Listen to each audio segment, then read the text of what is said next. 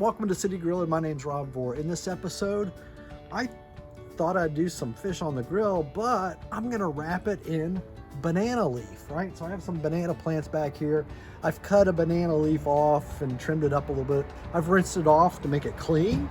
I have my grill really hot and I want to make this banana leaf pliable. So I'm just gonna place it on the grill here just to see, watch how it'll change. That's gonna make it really flexible for me when I'm getting ready to wrap the fish. It's changed the colors there a little bit. Don't want to get it too far done here. Just enough to change the colors, and it just makes it just a little more pliable, again, to help wrap the fish. So that's looking really good, just like that. So I'm gonna take it inside and we'll go get the fish too. All right, I'm inside, brought my heated up banana leaf in.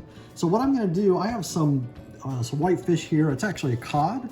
You can use any kind of fish to do this. And I'm gonna put some seasoning on it. There's plenty of different seasonings you can use. This is my just typical go-to seasoning. You could do some curry sauce paste. I think that would taste really good with this, is to do some curry to it, or Thai curry, any kind. But that would taste really good.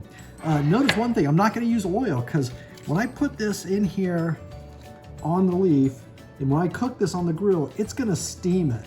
So I really won't need any oil, so to speak, to put on this fish. So I'm just gonna kind of roll it up here. Plenty of different ways you can wrap this. I don't wanna get too thick. I think I'm gonna go about that far. And go ahead and rip this off just like that. And now what I can do, I can bring in the ends, almost like wrapping a Christmas present or something, right? I'm gonna bring this up like that. So with the palm, when I pulled off the branch, I also have its, I don't know, vein, so to speak, of the leaf. And so I'm gonna use that as my tie for this. I'll just go around like that. Try to tie it like tying shoelaces, right? If you know how to tie shoelaces. Go ahead and put it in there and just make a little knot to help keep it in place. If I want, I could do another one to help keep the center together here. Real simple and just a convenient way to tie up the fish. So I'll get ready to take this out on the grill and start to cook it. There we go. All right, on the grill, I've got a medium-high heat, about 450, 400 to 475. That's probably where I want to be. I'm just going to go ahead and place the fish right on here, just like that. I'm going to cook it for 5 minutes on this side. I'll flip it over for another 5 minutes, then probably back 5 minutes and 5 minutes. So what, 5, 10, 15, 20 minutes, and this should be done. Okay, it's been 20 minutes cooking the fish in the banana leaf. So I'm gonna go ahead and grab this. That's nice. Again, it steams it up in here, some of the banana leaf coming apart, but that's fine. We'll take it inside and take a look at it and plate it up.